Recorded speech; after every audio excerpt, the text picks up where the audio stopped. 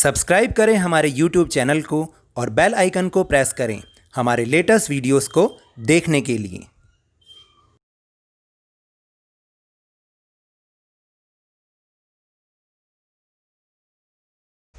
Hello and welcome to Lavneesh sir की class. आज की ये शिक्षा निदेशालय राष्ट्रीय राजधानी क्षेत्र दिल्ली की वर्कशीट नंबर 39 जो कि क्लास 9th के स्टूडेंट्स के लिए है और यह ली गई है सामाजिक विज्ञान के भूगोल विषय से, जिसमें हम समझने की कोशिश कर रहे हैं पाठ नंबर 5 को, प्राकृतिक वनस्पति तथा वन्य प्राणी। और आपको तो याद ही होगा पिछली 3 वर्कशीट से, वर्कशीट नंबर 37 से लेकर और आज 39 तक हम इसी पाठ को समझने का प्रयास कर रहे हैं, जिसमें हमने इस पाठ के बारे में बहुत कुछ जाना भी है। तो आज इस वर्कशीट में हम ये जानेंगे कि किस तरह से भारतीय जीवों की सुरक्षा के लिए, भारतीय वनों की सुरक्षा के लिए हमारी सरकार ने क्या कार्य किए हैं। तो चलिए शुरू करते हैं मेरे साथ और समझने की कोशिश करते हैं। भारत में प्राय औषधि के लिए प्रयोग होने वाले कुछ पादप हैं, यानी कि पौधे हैं। सर्पगंधा, जामुन, अर्जुन, बबूल, नीम, तुलसी, कचनार आदि। देखिए यहाँ पर सिर्फ ये एक लाइन दे रखी है, लेकिन ये बहुत इम्पॉर्टेंट लाइन है और इसके बारे में आप अपनी पाठ्य पुस्तक में से ज़रूर पढ़ेंगे, क्योंकि इसके ऊपर बेस क्वेश्चन आपके एग्ज़ाम में ज़रूर आता है। इसमें आपको ये बताना है कि देखिए हमारे आसपास कुछ पौधे ऐसे भी होते हैं जो कि अपनी औषधीय महत्वता के लिए प्रसिद्ध हैं। जैसे कि जो सबसे कॉमन पौधा जो हमारे आसपास होता है वो होते हैं नीम और तुलसी, जिनकी अपनी एक मेडिसिनल वैल्यू भी है और बहुत सारे रोगों में हम इस इलाज के लिए इनका प्रयोग भी करते हैं। तो आपकी पाठ्य पुस्तक में लिखा हुआ है कि सर्पगंधा किस लिए हैं, जामुन किस लिए हैं, अर्जुन किस लिए हैं, तो आपको वहाँ से इस चीज़ को पढ़ना है। फिर इसके बाद है कि भारत विभिन्न प्रकार की प्राणी संपत्ति में धनी है। यहाँ जीवों की 90,000 प्रजातियाँ मिलती हैं। देश में 2,000 से अधिक पक्षियों की प्रजातियाँ पाई जाती हैं और यह कुल विश्व का 13% है। यहाँ मछलियों की 2,546 प्रजातियाँ हैं जो विश्व की लगभग 12% है। और भारत में विश्व के 5% से 8% तक उभयचरी सरीसृप तथा स्तनधारी जानवर भी पाए जाते हैं। तो देखा आपने कि भारत अपनी प्राणी संपदा में कितना धनी है और दुनिया का कोई भी देश मुझे नहीं लगता कि इतना विविध होगा, वहाँ की कल्चर में या वहाँ की किसी भी चीज़ में इतनी विविधता होगी जितनी हमारे भारत देश में है। तो भारत में स्तनधारी जानवरों में हाथी सबसे अधिक महत्वपूर्ण है।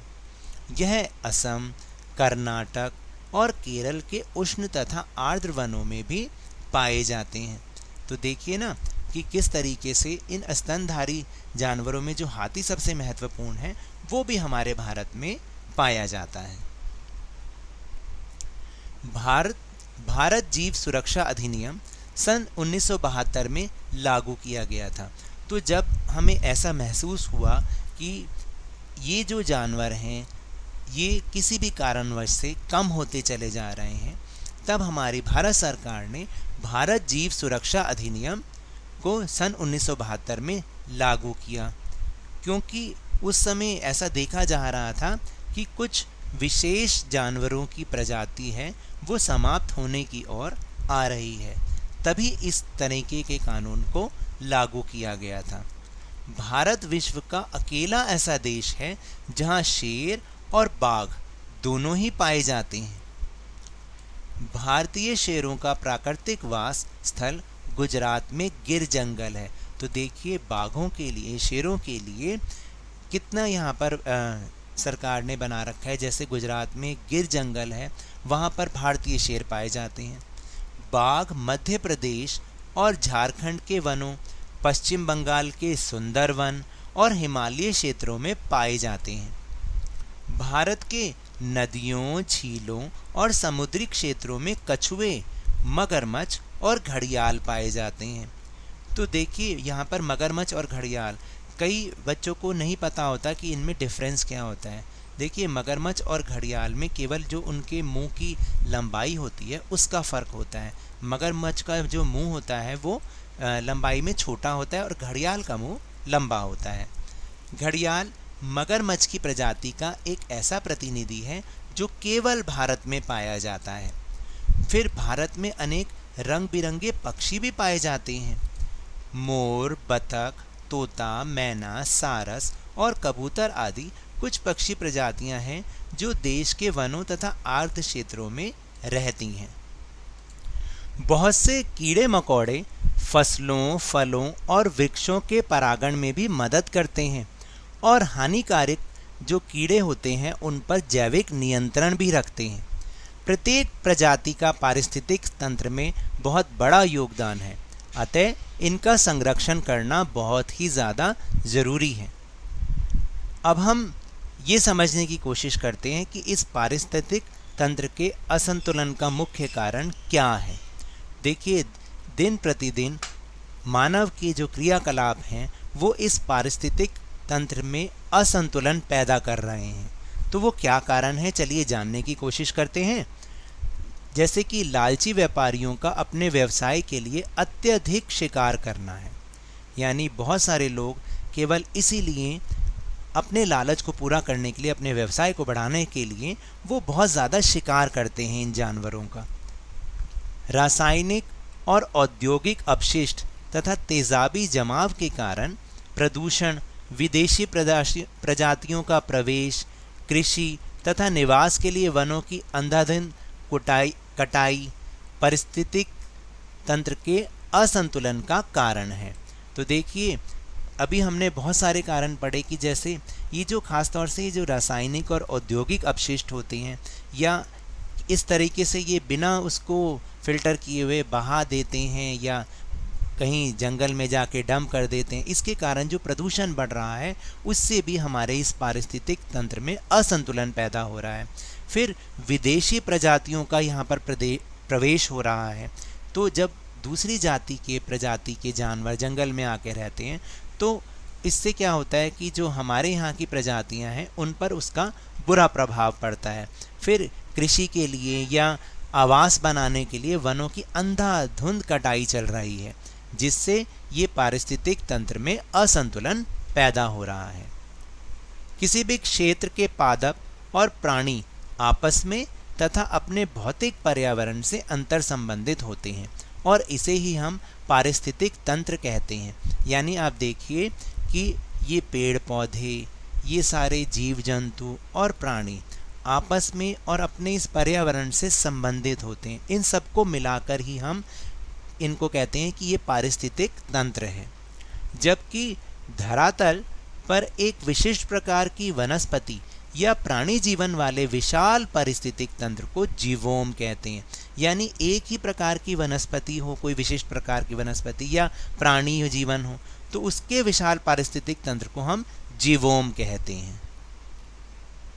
तो देखिए, अभी अभी जो हमने टॉपिक पढ़ा था कि पारिस्थितिक तंत्र में असंतुलन के क्या कारण हैं, ये एक बहुत ही इम्पॉर्टेंट टॉपिक है और इस पर आपके पेपर में प्रश्न जरूर आता है। इस विषय पर, इस टॉपिक पर प्रश्न जरूर आता है।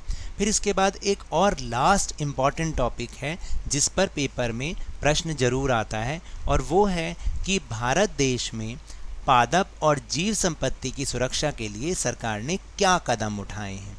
तो वो बहुत सारे कदम उन्होंने ऐसे उठाए हैं, जैसे कि देश में 18 जीव मंडल नीचे यानी आरक्षित क्षेत्र, जिसको हम बायो रिजर्व कहते हैं, वो स्थापित किए।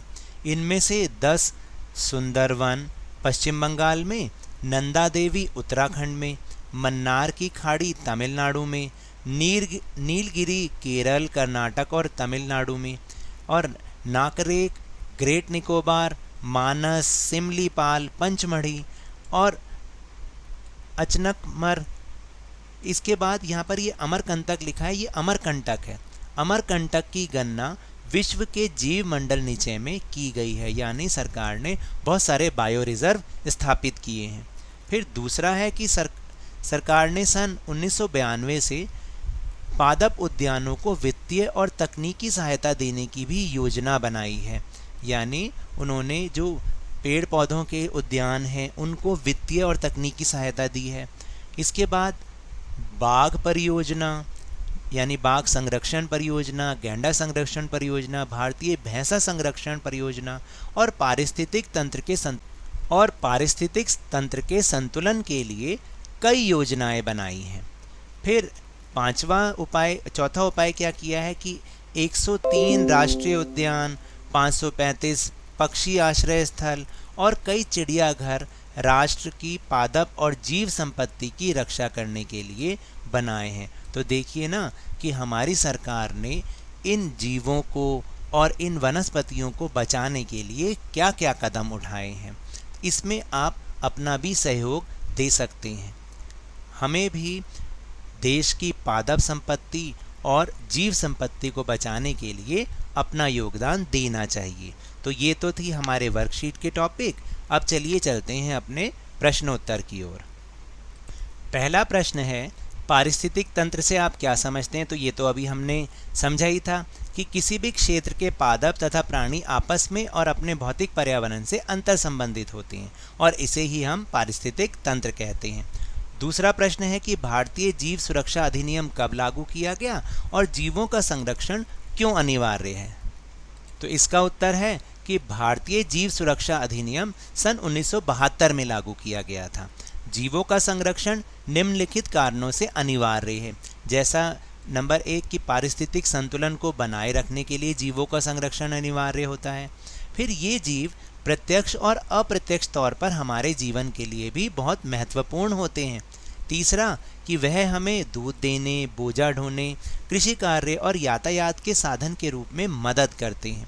और चौथा कि बहुत से कीड़े मकोड़े फसलों, फलों और वृक्षों के परागण में मदद करते हैं और हानिकारक कीड़ों पर जैविक नियंत्रण भी रखते हैं।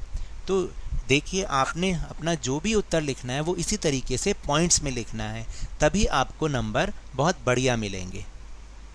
तीसरा प्रश्न है कि भारत सरकार द्वारा पादप और जीव संपत्ति की सुरक्षा के लिए उठाए गए प्रमुख कदमों को बताइए। बहुत इंपॉर्टेंट क्वेश्चन भी है ये। तो उत्तर है कि भारत सरकार द्वारा पादप और जीव संपत्ति की सुरक्षा के लिए उठाए गए प्रमुख कदम निम्नलिखित हैं, जो अभी हमने आखिरी में समझे भी थे। पहला है कि भारत देश में 18 जीव मंडल नीचे यानी आरक्षित क्षेत्र स्थापित किए गए हैं। दूसरा, सन 1992 से सरकार द्वारा पादप उद्यानों को वित्तीय और तकनीकी सहायता देने की योजना बनाई गई। फिर तीसरा पॉइंट है कि बाघ संरक्षण, गेंडा संरक्षण, भारतीय भैंसा संरक्षण और पारिस्थितिक तंत्र के संतुलन के लिए भी सरकार ने कई योजनाएं बनाई हैं। फिर चौथा है कि 103 राष्ट्रीय उद्यान, 535 पक्षी आश्रय स्थल और कई चिड़ियाघर भी सरकार ने बनाए हैं। चौथा प्रश्न है कि जीवोम से आप क्या समझते हैं? तो एक विशेष प्रकार की वनस्पति या प्राणी जीवन वाले विशाल पारिस्थितिक तंत्र को हम जीवोम कहते हैं। और पांचवा प्रश्न है कि जीवों और पक्षियों की सुरक्षा के लिए आप क्या क्या कदम उठा सकते हैं? तो उत्तर है विभिन्न सामाजिक कार्यक्रमों द्वारा हम लोगों को इस संबंध में जागरूकता फैला सकते हैं। हमें लोगों में इस संबंध में जागरूकता फैलानी चाहिए। दूसरा है कि लोगों को अधिक से अधिक पेड़ लगाने के लिए भी हमें जागरूक करना चाहिए। तीसरा है कि जंतुओं के संरक्षण उपाय के महत्व को विद्यालय पाठ्यक्रम में शामिल किया जाना चाहिए। और चौथा है कि लोगों को जंतुओं द्वारा पर्यावरण को संतुलित रखने में उनकी भूमिका से अच्छी तरह अवगत कराया जाना चाहिए। और पांचवा है कि हमें पशुओं और पक्षियों के शिकार का स्वयं भी विरोध करना चाहिए और दूसरे लोगों को भी इसके लिए प्रेरित करना चाहिए। तो ये तो थी आज की वर्कशीट। अगर मेरे इस तरह समझाने से आपको थोड़ा सा भी समझ में आया हो तो इस चैनल को ज़्यादा से ज़्यादा सब्सक्राइब कीजिए, लाइक कीजिए और बहुत ज़्यादा शेयर कीजिए और मेरे साथ इसी तरह वर्कशीट को समझते रहिए, लेकिन ध्यान और मन लगाकर ज़रूर पढ़ते रहिए। धन्यवाद।